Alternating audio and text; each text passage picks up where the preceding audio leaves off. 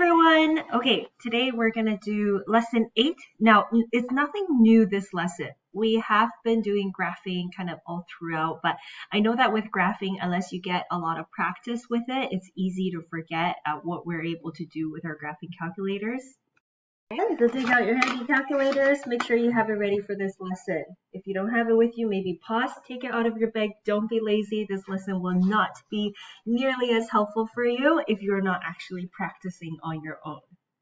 We're going to start with page 347, so that's lesson 8 in your textbook. Now, you'll see on top that there's a bunch of instructions for what you should press in order to use your calculator to find minimums and maximums.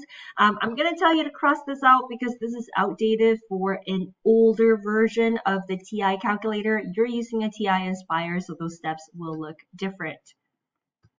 For Ti-Nspire, I know we've done it in class, but I've just typed out for you here what the steps look like if it helps for you to have a visual. Okay, so you can go to home page, click menu, analyze graph, so on and so forth. You can, of course, use the graph trace function. I personally don't prefer it because it depends on the size of your graph. You might have to do it like keep clicking for a while before you actually reach the maximum and minimum. But either way, having a graph just helps you to be able to visually see where it is, and that's a lot easier than having to figure it out by hand all the time. In your OneNote, you can also go to the second tab here under Content Library Ti-Nspire Guide. You will also see a bunch of tutorial videos and just like reading guides and stuff as to how to get there. Here you can click max and min functions, and I will show you that as well. Again, the layout to some of these look a little bit different, but it is still under home screen, under graphs, okay? So it just depends on your calculator settings that looks a little different. And this one teaches you how to use trace. Okay, let's now do some practices with our 2 examples from class today. The height h in meters above ground of a projectile at any time t in seconds after the launch is defined by a particular function. Use your graphing calculator to answer the following. Okay, the first thing, before you even go ahead and read the questions, just go ahead and graph this. Let's see what it looks like. Going too fast at any point, just slow down the video. Whenever you see a keypad button turn red, that means that's the button I'm pressing on, okay? So I'll go to graph B, and I go to menu. I already have a graph, and chances are you have a graph there as well, or we're just gonna go click tab, and then go up, and we're gonna delete this. You can also clear the function. The function is given to you in terms of t. We are not going to use t when you type it into your calculator because your graphing calculator is in x and y axis. So the x axis needs to have the x variable. So instead, I'm just changing my t variables to x. Okay, press enter when we're done. And you can see that I see like a vertical line. That doesn't seem right. But looking at my function, I know that it's x squared. So it should actually give me a parabola, so a quadratic function. Okay, it's negative, so it's a parabola facing downwards. That means we have to change our window size. Let's go to number 4, window. I don't know exactly what window size. So right now, I'm just going to zoom out until I kind of see it. Okay, I see that my y value is really high. I'm probably going to have to find the maximum, and I see this is at 143. So I'm now going to manually change my window size so that it looks a little bit better. This is just a little bit over 10 on my x value. So now I'm going to go to window settings. For my x maximum, I know that I don't need something that big. I don't actually have any negative values because you're launching a projectile. I don't have any negative distances that I need to take into account. So for negative, maybe I'll make it like a -5 just so that I see the negative axis. It does exist. For my positive side, it's a little bit over 10, so I'll just make it x max of 15.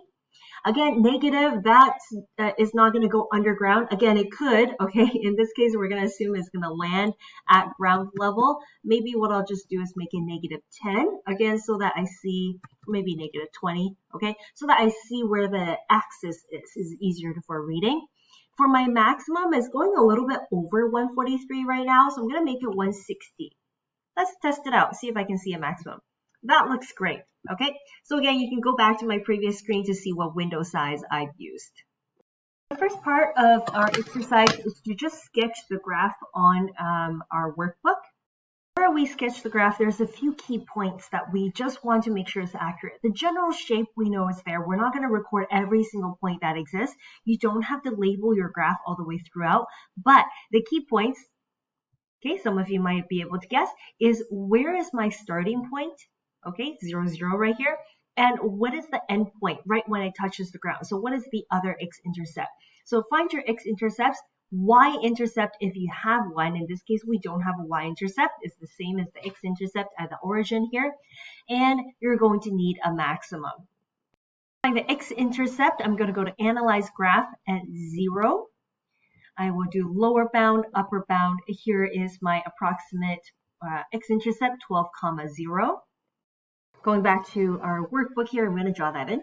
By no means a perfect parabola, but you can get a sense that is somewhat symmetrical. Like it shouldn't be like super lopsided, or even that is not that bad. Like it shouldn't be something like this. That's not a function. Okay, it needs to be a function, which means passes the vertical line test. For my endpoint, I'm going to label that here. Just keep a few decimal points. We don't know how many we'll need. Mine is set as 5 significant figures, so I'm going to write all of those down. This one here we know is 0, 0 based on visuals, and if you're unsure, you can always go back and double check. I'm going to go ahead and double check by using trace function. You can again use analyze graph in 0 to find that 0, 0 point, but I'm going to use trace just so that we have two ways of doing it. Okay, so trace right now, there we go. It tells me that's 0. Okay, and so again, when I got to that point, it shows me that's 0. And it's not exactly 0 as you can see. Okay, I'm going to move this black text out of the way here. I'm going to hold and grab and then move it away because it's blocking my other text.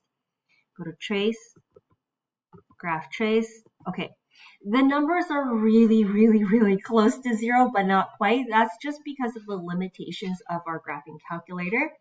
Now, it does show that at 0, my y-intercept is actually 3. So it looks like I do have a y-intercept here. So again, I don't have 0, 0. I have something really close to 0, 0. And then I've got a y-intercept of 0, 3. That's extremely important because visually, I thought we had 0, 0. As in it started the launch at ground level. But now we see 0, 3.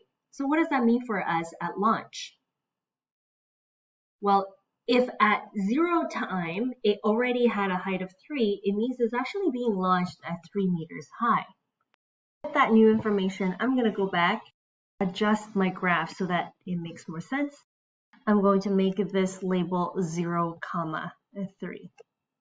And the last important point that we will need to get information for is the maximum. So what is the highest point? Under number 6, analyze graph. Again, lower bound visually just a little bit to the left of the graph. Click it and then go to upper bound a little bit to the right of the maximum point. It's overlapping a little, so just put your cursor on top, click and hold until the little hand grabs it. There we go. And then you can move that point over. So you can clearly see it's 6, 147. All right, now let's do some interpretations of the graph. Okay, these are just arrows down here, which realistically, we don't really need them because we know that the domain for this function is going to start and end where x is 0 and where x is 12.062. Okay, but we won't go that far because it doesn't actually tell us that's the domain. Okay, let's see. So we've done the sketching. Okay, find the height of the projectile 3 seconds after the launch. Something we got to do with our calculators. 3 seconds is 3 for the x value. Under menu, trace, we'll again go to graph trace. Right now it's giving us 0, 3. Now for this one, you don't have to move your cursor around to try to get 3. But instead, here's what you do. On your keypad, just type 3. It automatically assumes that's what you want for your x value. Click enter, and boom, it gives you 3, 111. Y represents the height in meters. It means at 3 seconds, the height is 111 meters. Next, find the maximum height reached by the projectile, which we've already found on the first step. Y representing maximum height, we have 147 meters for the maximum height. How many seconds after the launch is the maximum height reached? Well, the x value represents seconds, so that we know after 6 seconds. What was the height of the projectile at launch? Okay, this is the part that I originally assumed was 0, 0, but through the trace function we found is actually 0, 3, which means the height at launch, so when t is equal to 0, the height is 3. Say the height at launch was 3 meters. Determine when the projectile hit the ground to the nearest tenth of a second. And that's the last value we're looking at right here. When height becomes 0, time is 12.062. Right, rounding to the nearest tenth, it hit the ground at 12.1 seconds. So I hope that was helpful in just looking at how we can use the calculator. Again, the key points I pointed out even in step 1 here, like you can just draw a random parabola, right? But to have those key points means drawing the parabola more accurately, and all of those key points actually mean something significant for our scenario. The second example in this lesson is very similar to the last one in terms of technical skills you're using, but the tricky part might be just understanding what function to come up with. So I encourage you to pause the video for a second, read through the question, highlight key points. I haven't finished highlighting yet, so just highlight your key points. See if you can come up with your own function. Here are the key points I have identified. Okay, to come up with this equation, let's first think about what revenue means. Okay, it says write an expression in X for the cost of a package of season tickets and the potential number of season ticket holders. We know is 1,400. The manager is looking at increasing that by $25, but we don't know how many numbers of increases of $25 he's going to do. So let's multiply that by X. So if he increases it by $25 only, then it's X is equal to 1. If he increases it by 2 increments, X is 2, he's increasing it by $50.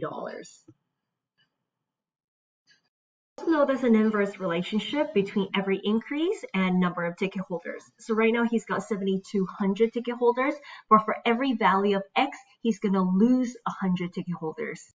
Those are two expressions. Ultimate goal here is to generate revenue. Revenue is the amount of money you get. Okay, so cost of a ticket, so how much you get for a ticket, and multiply by number of ticket holders. I'm putting in the two functions we got in our step A, and there you go. That's your final function. You do not have to expand the brackets. Remember, we're focusing on using our calculators in this lesson. So if you have a calculator available, the rest of it, you're going to put it. Okay, so determine the price of a package of season tickets, which would generate the maximum revenue. So remember, I want the maximum possible output value. In other words, we're looking at, going back to the original graph, the maximum point here, and whatever the Y value is, that's the maximum output value. Okay, here's the graph we've generated, and I know it's huge. Let me show you the window size I've used, and you can pause the video to see what the window settings are. It looked super wonky because I was zooming in and out, but here's the numbers. Let's see. This is what the graph looks like. I do have an x-axis. It's just so little that you can barely see it, but you can see it automatically gave me the maximum point, but you can use the calculator functions we looked at earlier. Total revenue is now so big that it's giving it to us in a scientific notation. Okay, so on your calculator, it's going to show E, the scientific notation, which means times 10 to the power of 7. X being 8, we increase by $25 8 times, which means the new price is $1,600 per season ticket package. Using the second expression we found for number of ticket holders and replacing X with 8, we determined that we now have 6,400 holders, but higher revenue. Also used our calculators, so not graphing, just the calculator part, to do a comparison between the newly generated revenue versus the old revenue. And we'll see that he now gets $160,000 more. So I hope that helped with using your calculators. There are 7 questions in this lesson. Do try them out so that you are very, very comfortable using the max and min and zero function in your calculator. Good luck, guys.